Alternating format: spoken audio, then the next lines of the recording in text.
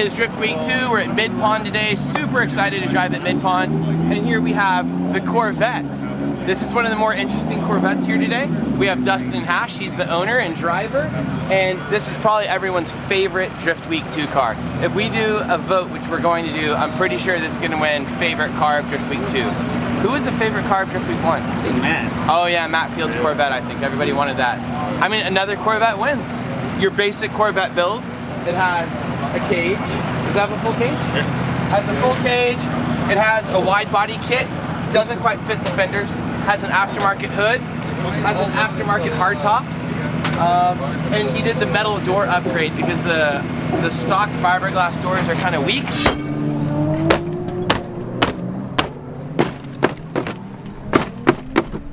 So he has much stronger doors on there. So not much different than that. I guess he has a custom intake tube as well and an air filter upgrade. Cool. Okay, we're done. That was easy. Right on. Yeah? All right, get over here. So this has got to be the most unique build here. Why did you do this? What's the point? Did you not want to drive a normal Corvette? This is like a complete 180 from what you would think you would want a sports car to be. It's got to be super heavy, so much heavier than a Corvette. Tell us about it. I started drifting in a 350Z. Got that kind of out of my system. I was always into the old trucks or whatever, and tried to figure out a way to mix both of them.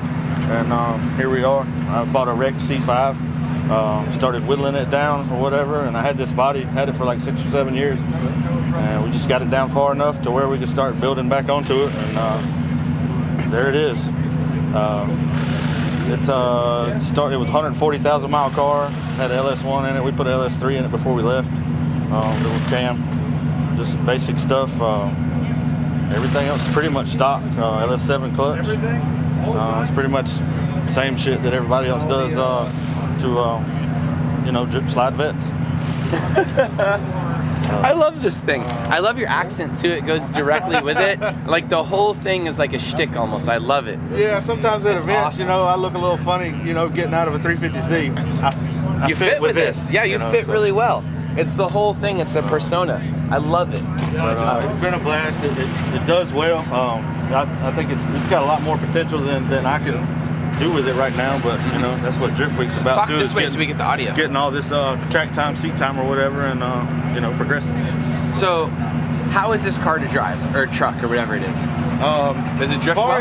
Yes, it drifts amazing. I love it. You know, I can just throw it in and lay on it. I mean, it handles just like, you know, you hear everybody brag about how easy the vets are or whatever. The truck is the same Just way. as easy? Yeah, it really is.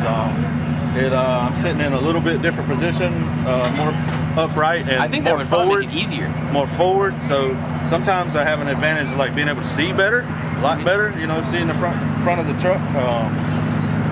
We in tandem or whatever. The shifter needs a little bit of work, you know, to be a little more ergonomic, and the pedal setup needs to be a little more ergonomic. As far as left foot braking and stuff like that, my master cylinders need to be kind of redone there. I think I have the wrong size master cylinder on the front, and just left foot braking is kind of difficult. So. All right, I know the audience wants to see the vehicle, and we'll get to that in just a second. I want to do a little bit more talking before he shows off all the parts of the truck. What are the highlights of Drift Week, like the best part and the worst part? I think the worst part is just time constraints. Yeah. Period. You're just on a time clock. Period. It's a lot of Drift Weeks in a short. Every hour, every morning you wake up, you got something that's got to be done, and you got to get it done, or you're not going to do anything that day. You know, just sit around and watch everybody else have fun. Lack of sleep. You know, I've heard other people mention that. That's just probably number one on everybody's list. The more modified your vehicle is, the less sleep you're going to get. Yeah, absolutely. And it's your car's fault, and it's your build's fault. Yeah. And if you go out and beat on it or whatever, and if you're dropping tires or whatever, doing anything like that, which I've done a lot of that, you know, then you're gonna repair. So you're gonna have to pull maintenance on it. We've changed the oil a lot. We started in North Carolina. We drove this truck from North Carolina to Tucson, and then came on the trip with everybody else. So it's been a lot of preventative maintenance, and just like, I don't know, it's a drift car. I mean, you drive it that far, you're driving down the road the entire time just waiting on something to fall off of it in the middle of the highway at 80 miles an hour. 85 miles an hour in this raggedy truck all the way from North Carolina to Tucson. It's pretty cool. What's the best part about Drift Week? Best part is just the tracks. Really, NOLA blew me away. I loved that. That's probably the best track I've ever been to. I agree. And, I love that track. It's amazing. Such a good track. NOLA was awesome. I'm glad we had 2 days there to kind of relax and not try to stuff it all in at one time. That and just being out on the road, you know, squadding up, traveling with other people, other drivers and whatnot. And we got some awesome media people on this trip, taking some badass photos and getting some rolling shots and videos and all that stuff. And we got to see parts of the country, you know, we've never seen before. So I've never traveled, I've never visited west of Texas, west of Oklahoma probably. So that was awesome. Get out there. Do you regret coming on Drift Week? No, not at all. Not at all? Okay, so I didn't ruin your life or anything like that? No. It's good? And how many laps have you done on track? We probably got, I don't know, we got to be close to 75.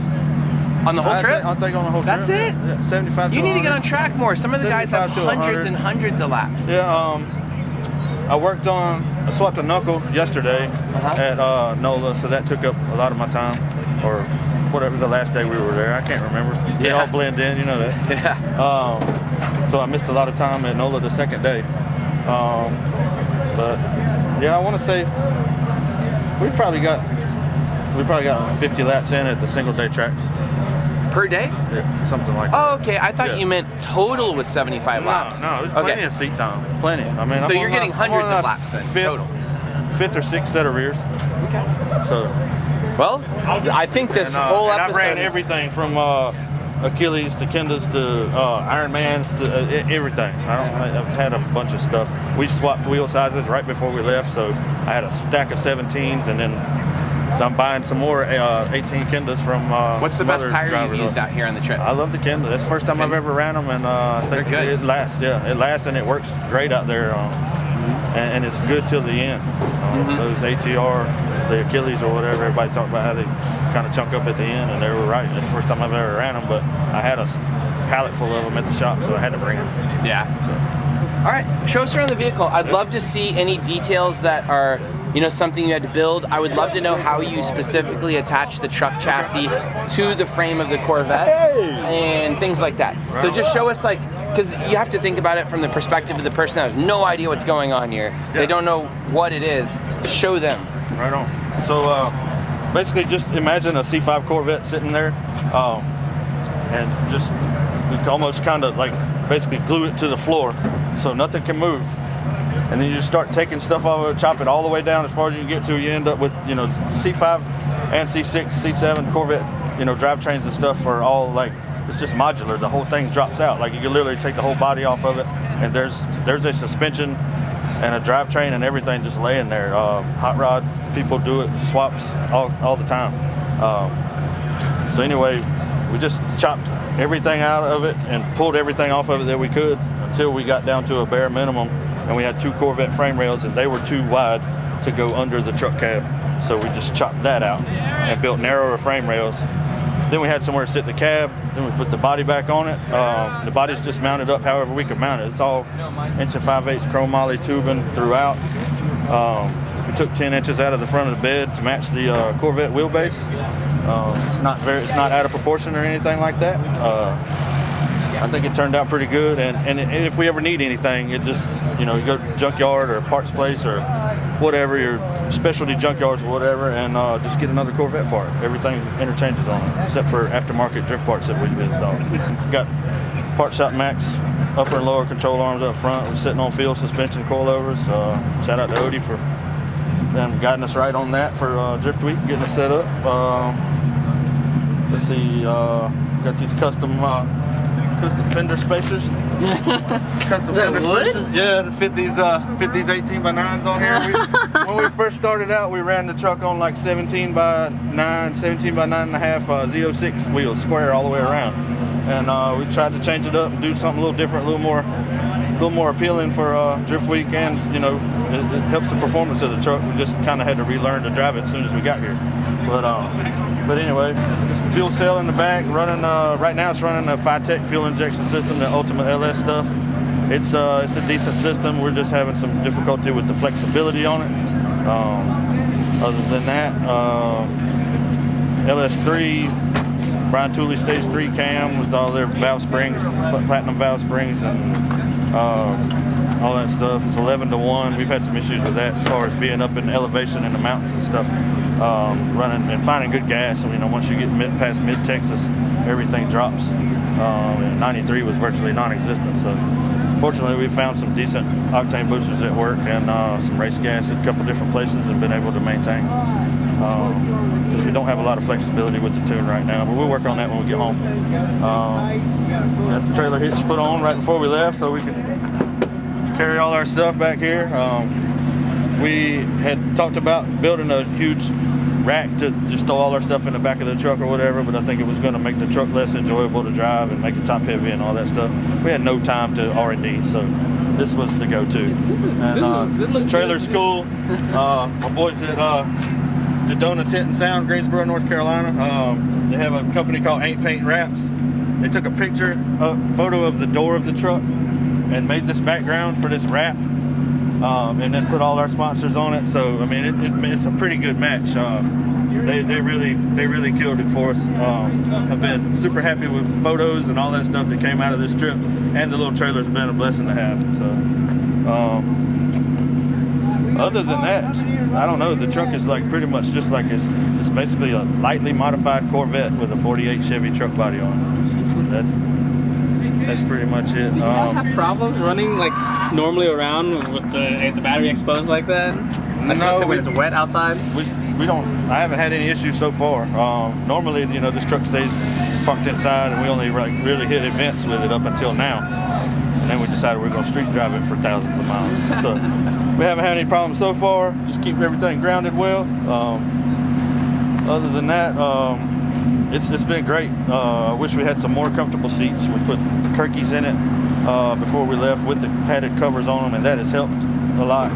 But you know, we definitely wanted to have more time to probably refine the creature comforts of it before we left. Right now we have vents that open up to get us some fresh air if we need it. We have vice grips to roll the windows up and down if we need them. Fortunately, we've been super lucky on this trip. Like, we haven't had to roll the windows up but maybe twice, and that was when we first left coming through Tennessee. It was cold, but I did get heat installed before I left. It's plumbed up for AC. Whenever we get back, we'll put the dryer and all that stuff on it, and have AC on the truck, and probably, you know, shift it, kind of push it more towards, especially with all the information I've gathered off of this trip, push it more towards kind of like a pro touring truck that can drift. So you use Drift Week as like an R&D. Absolutely, man. You know, I want to go back to my shop after all this and do some more builds like this or whatever, and see what happens there. You should build more of these. These are kind of interesting. I'm pretty sure a lot of people would be like interested in, like, you know, in getting one of these. They're like, yeah, and it doesn't have it really doesn't have a niche that it falls in. I can go to Sonic to cruise in on Friday nights or whatever, or I can go hang out at track day with all the JDM cars. I can go pretty much anywhere, and you know, we got something to talk about. So that's what I love about it. I'm pretty sure somebody's gonna, like, you know, stir something up. Yeah, they're gonna start some kind. We can't stop at the gas station without, you know, drawing a crowd. So that's awesome. Yeah. Did y'all cover show the entire truck? Did you look at the interior side? No, not yet. Yeah, I don't think. Look at the interior. Open it up if you want to, son. Get breakfast out of the way. That Autometer Envision dash has come in handy or whatever. I've got the battery cut off right now or whatever, but it's been nice to just keep everything in view and pay attention to the road. Manual, master cylinder, wheel wood, brake pedal hanger, I don't know. We got road sign door panels. I don't know. It's cool. It's unique. This dash, you know, just some junk that was laying in a pile at the shop or whatever, and we bolted it in and put some switches in it. The little Marine radio actually just fell right into it. We got a couple of wake tower speakers pods in the back corner of the cab here, so we've been able to jam out on the way out here. It has more character than any other Drift Week car by far. Did you go over how the frame is cut?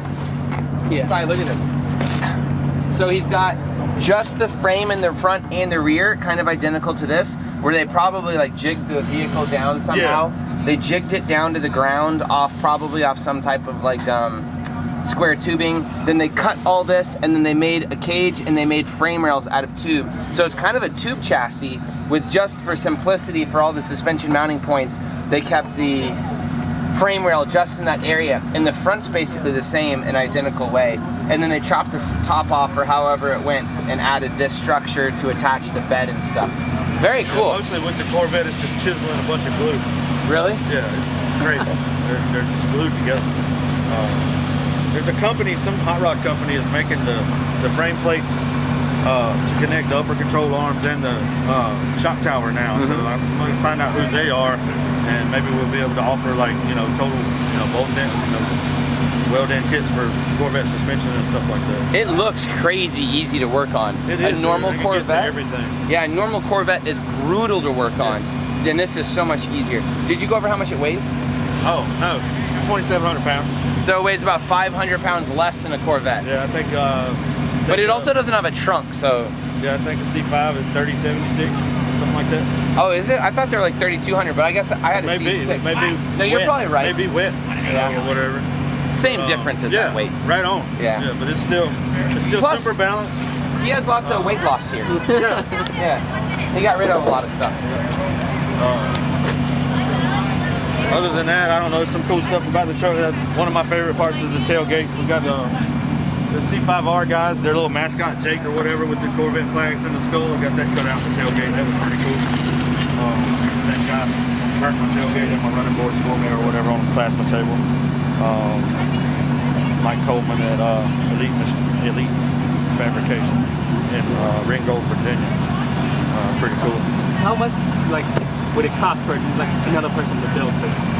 I actually made a bunch of money back off of the Corvette. It was just lightly hit in the front right and sold a ton of parts off of it to help pay for this. It was almost at a wash until I started the tube work.